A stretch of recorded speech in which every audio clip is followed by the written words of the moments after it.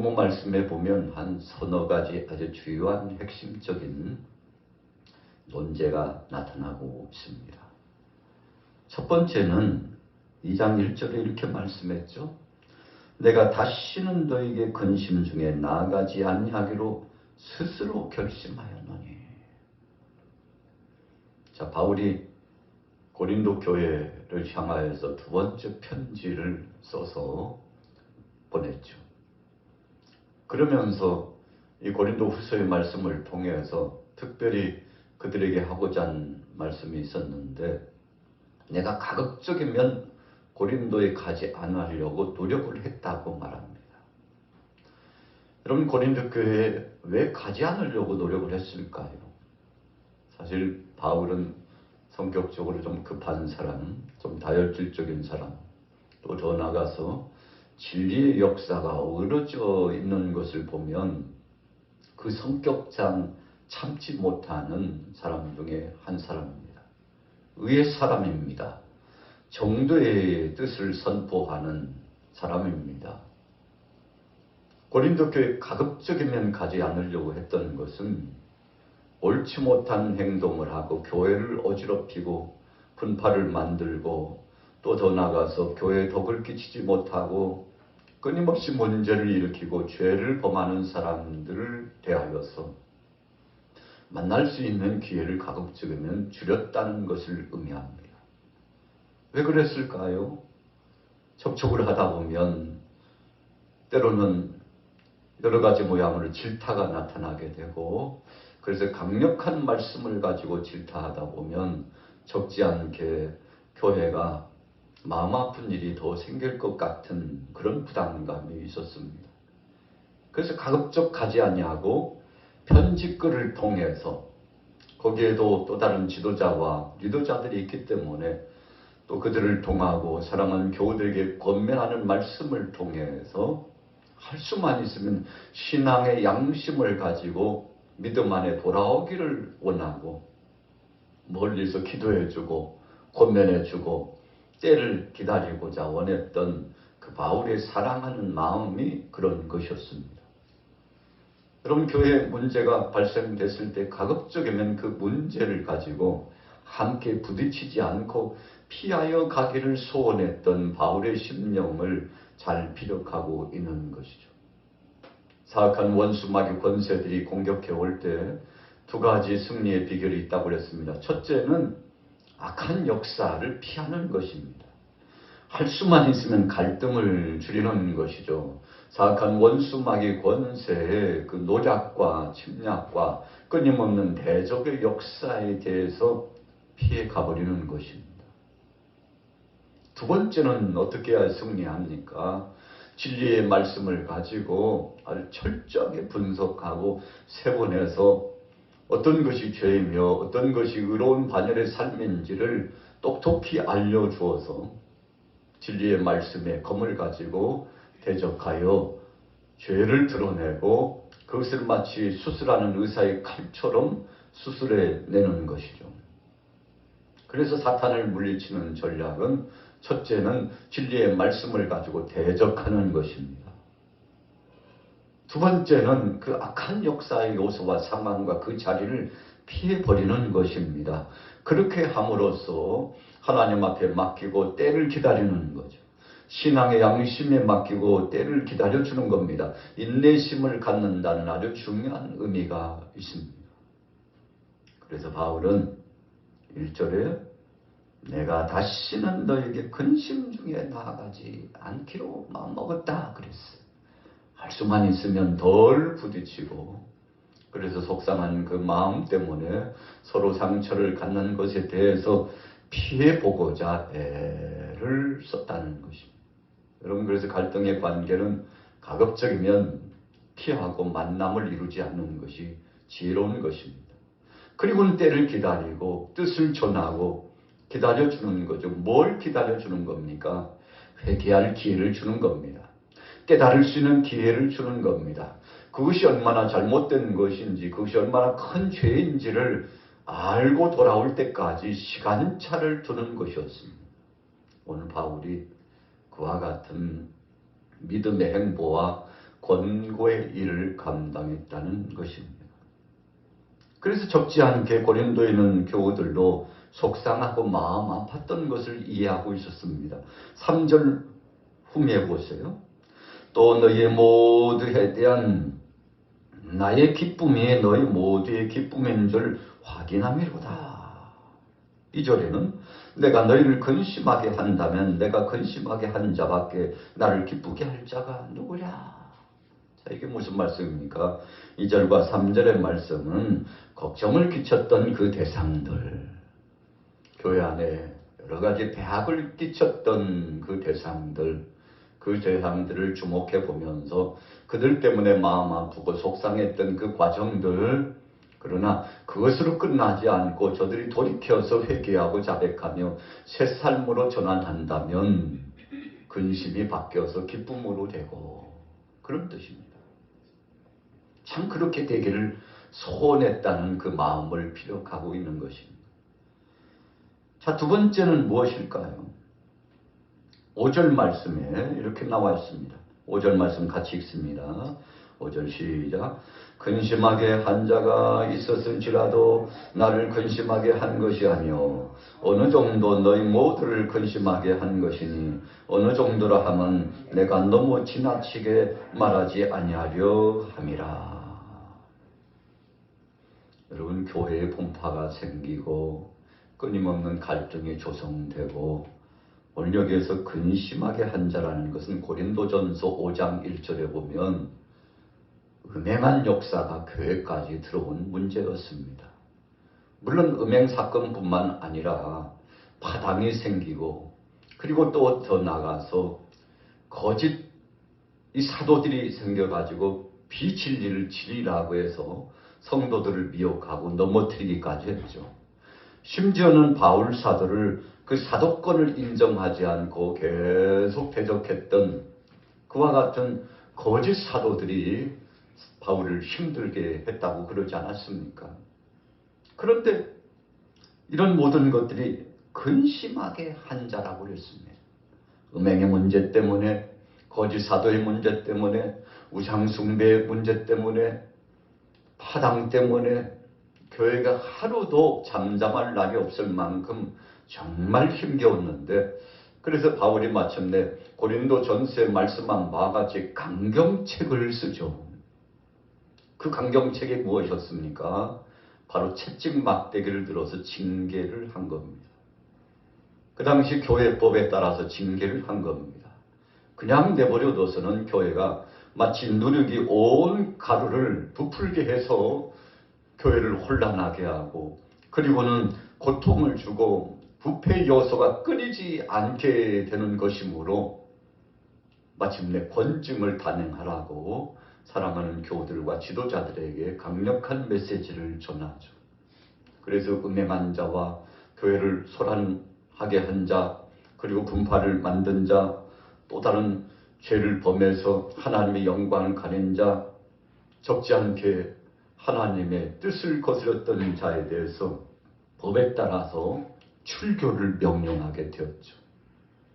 여러분, 얼마나 바울의 마음이 아팠겠습니까? 끊임없이 인내심을 갖고 참고 또 기다렸죠. 고린도 교회 성도들도 마찬가지였습니다. 한 가족 한 식구이기 때문에 할 수만 있으면 정말 믿음 안에서 하나님의 영광을 드러내고 교회에 유익을 끼치는 그런 자가 되기를 원했죠. 음행의 문제를 끊고 우상숭배의 문제도 끊을 뿐만 아니라 우상의 제물 문제와 또 적그리스도적인 그런 모습을 가지고 거짓 사도적인 모습도 다 끊어내고, 끊임없이 적대적인 관계를 가졌던 사람들 이제 다 끊어내고 새롭게 되기를 원했습니다만, 일정한 시간과 기회를 주었음에도 불구하고 회개하지 않고 돌아오지 못하는 그들에 대해서 강력한 징치로 출교 명령을 내렸죠. 그런데 오늘 본문 말씀 6절 말씀은 그런 이후에 시간이 상당히 많이 지났던 것에 대한 말씀입니다. 자, 같이 읽어볼까요? 고린도후서 2장 6절부터 같이 읽습니다. 시작. 이런 사람은 많은 사람에게서 벌받는 것이 마땅하도다. 그런즉 너희는 차라리 그를 용서하고 위로할 것이니 그가 너무 많은 근심에 잠길까 두려워하노라. 여러분, 이게 무슨 말씀입니까? 적지 않게 교회 안에 폐악을 끼치고 혼란을 가중시키고 성도들의 마음을 아프게 하고 하나님의 영광을 가리고, 그래서 이 문제투성이었던 그들에 대해서 출교 명령도 내리고 권징도 해서 징계를 했는데 시간이 꽤 지났습니다. 듣지 않으니까 어떤 사람들은 회개하고 이제 새로운 마음을 가지고서 돌아왔다는 사람, 새 삶을 진행하고 있다는 소식이 들려오고, 어떤 사람들은 아직도 회개하지 못하고 그것이 어떤 죄였는가를 알지 못한 채 방자에 행하고 있다는 소식도 들려왔습니다. 오늘 본문 말씀 고린도후서 2장 6절과 7절에 말씀하고 있는 것은 그래도 자신의 죄가를 알고 회개하고 새로운 심정을 가지고 이제는 하나님 앞에서나 성도들 앞에서 교회 앞에서 정말 믿음을 갖고 선대하면서 살기를 소원하는 회개의 과정을 거친 자에 대한 회복의 문제였습니다.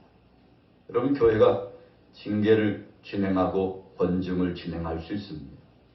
교회법과 총회법은 그렇게 해야만이 교회의 위기라고 반드시 명시하고 있습니다.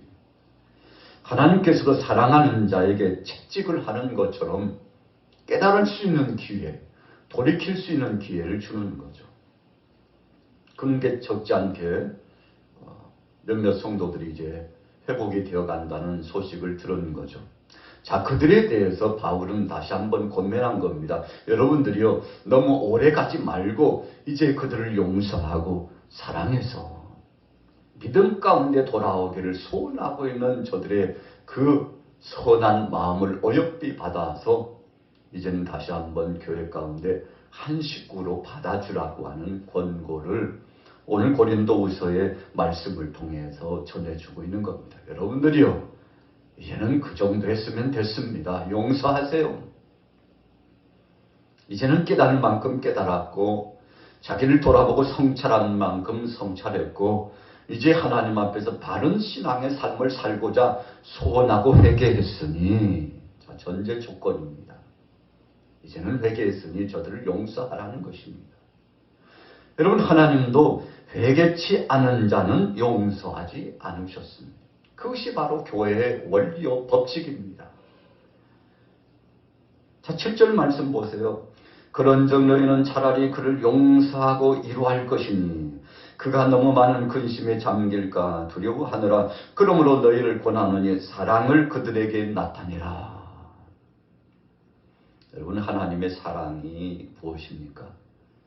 우리가 하나님의 속성을 사랑과 공의 두 가지로 나눕니다. 공의라고 하는 것은 법대로 하나님의 말씀대로 죄를 범한 대로 심판하는 것입니다. 그래서 죄값은, 죄싹은 사망입니다. 우리가 율법 앞에 서면 저나 여러분들이나 다 중죄인입니다. 그러나 하나님의 속성은 이런 공의로만 끝나는 것이 아닙니다. 바로 하나님은 사랑의 하나님이시라는 거죠. 그런데 공의의 하나님께서 사랑의 역사를 발동할 때 어떻게 발동하십니까? 회개라고 하는 단계의 과정을 통해서 발동하신다는 것입니다. 하나님은 죄를 미워하셔요. 죄가 머물고 있는 한 하나님은 계속 질타를 가하십니다. 채찍하십니다. 깨닫도록 하나님께서 징계하십니다. 그러나 죄를 멀리하고 새 사람이 되어서 철저하게 자복하고 회개하면 하나님의 따뜻한 사랑의 손길이 임하기 시작합니다. 사랑하는 자야, 내가 너를 긍휼히 여긴다. 나는 죄는 미워하지만 그러나 네가 돌아오기를 악수 고대했다. 지금까지 문 열어놓고 둘째 아들 탕자가 집을 나간 다음부터 지금까지 기다렸다. 그러니 어서 들어오라고. 내가 너를 얼마나 기다리는 줄 아느냐고. 여러분, 둘째 아들 탕자가 참 아버지의 곁을 떠나가지고 자신의 분깃을 다 탕진하고요. 돼지가 먹는 쥐엄 열매도 제대로 먹지 못할 만큼 모든 것이 파산했습니다. 더군다나 바로 그 말기 후기에 세상에 기근이 찾아왔어요. 가뭄이 오고 감염병이 돌고 엄청난 기근이 찾아왔는데 야, 이러다 나 죽겠구나. 그래서 돼지 농장에 가가지고 돼지를 치면서 제발 나 이슬만 피하면 좋고 그냥 돼지가 먹는 지음 열매를 줘도 괜찮으니까 나 좀 일 좀 써달라고. 여러분, 그래서 참 종 중에서도 정말 학급의 종이 돼가지고 얼마나 고생했는지. 그렇게 고생하다 보니까 아버지 집이 생각나서 야, 우리 집 아버지의 집의 종은 나보다도 1000배 만배 대우를 받고 사는데 차라리 아버지 집에 가서 종이 될지언정 여기서는 못 살겠다 하고 아버지를 떠났던 것을 철저하게 자복하고 회개하면서 아버지 집으로 돌아가죠. 여러분, 예수님께서 왜 그런 비유의 말씀을 주셨습니까? 죄는 미워하지만 그러나 아버지께 돌아오고자 하는 회개의 과정을 거친 자는 하나님이 거침없이 따지지도 묻지도 않고 저를 품어주시고 안위해 주셨다는 것입니다. 오늘 바울이 고린도 교회를 보면서 회개하는 자들가 있다고 내가 들었다. 이제는 그들을 용서해라. 이제는 받아주어 새롭게 출발할 수 있도록 교회 공동체에 들어올 수 있도록 문을 열어주라고 여러분 적극적으로 바울이 고면했는데 자신이 고린도 교회 가는 것을 절제하고 자제하고 편지글로 의도적으로 했다고 그랬습니다. 왜 그랬습니까? 불같은 바울의 성격이 그들을 그냥 내버려둘 수 없다는 사실을 너무나 잘 알고 있었기 때문에 그렇습니다. 자, 그리고 난 다음에요. 10절 보십시오. 같이 읽어보겠습니다. 10절 시작. 너희가 무슨 일이든지 누구를 용서하면 나도 그리하고 내가 만일 용서한 일이 있으면 용서한 그것은 너희를 위하여 그리스도 앞에서 한 것이니. 여러분, 용서는요 그리스도 앞에서 하는 겁니다. 여러분, 우리가 내가 용서했다 그러면 그것도 자만이요 교만입니다. 여러분, 우리가 용서할 가치가 있습니까? 우리는 용서 용자도 꺼낼 수 없는 같은 죄인의 뿌리에 속한 자입니다. 그러나 그리스도 앞에서 했다는 것은 주님이 나를 용서하신 것처럼 주님의 그 사랑으로 주님이 주신 그 은혜를 품고서 그리스도의 사랑을 가지고 나갔다는 것을 의미합니다. 여러분, 그래서 그 사랑하는 교우들을 품고서 다시 한번 새 출발할 수 있도록 옷도 입혀주고 먹을 것도 공유해주고 이제는 교회 공동체의 식구가 되었음을 선포해주고 당신은 출교자가 아니고 이제는 교회 안에 들어와서 회복된 당당한 믿음의 사람으로서 인정하노니 걱정하지 말고 마음에 거리끼지 말고 사람 의식하지 말고 이제는 함께 갑시다. 여러분, 이렇게 완전한 회복을 주었다는 것을 의미합니다. 자, 왜 이렇게 했을까요? 11절 때문에 그렇습니다. 11절 같이 읽습니다. 이는 우리로 사탄에게 속지 않게 하려 함이라. 우리는 그 계책을 알지 못하는 바가 아니라. 여러분, 사탄의 계책이 뭡니까? 깨트리는 겁니다. 사람의 관계를 확 깨트리는 겁니다. 교회 공동체를 확 깨트려서 흔들어 놓는 겁니다. 절대 아물지 못하도록 상처를 냅니다. 흠집을 냅니다. 그것이 사탄의 전략이에요. 깨지는 것이 춤출 일입니다. 그런데 사탄의 계책대로 있으면 안 되겠죠. 다시 합치는 겁니다. 야, 우리가 왜 그랬는지 몰라. 내가 왜 그랬는지 몰라. 여러분, 서로 그리스도 안에서 믿음을 가지고서 우리가 다 하나님 앞에 죄인 아닌가 하면서 참 우리가 그래서는 안 되는데 여러분, 서로 사랑해주고 용서해주고 그러면서 회복을 가졌는데 여러분, 무슨 전제 조건이었습니까? 철저하게 죄를 회개하고 그리고는 주님 앞에서 마치 사악한 원수마귀 권세를 비웃듯이 봐라, 우리가 깨질 뻔하고 흩어질 뻔했는데 너의 그 정체를 알기 때문에 그대로 갈 수는 없지 하고요, 믿음을 갖고 예수 그리스도 안에서 교회가, 이 고린도 교회가 다시금 뭉쳤다는 것이죠. 여러분, 그래서 바로 10절 후미에 너희를 위하여 그리스도 앞에서 행한 거다 그랬어요.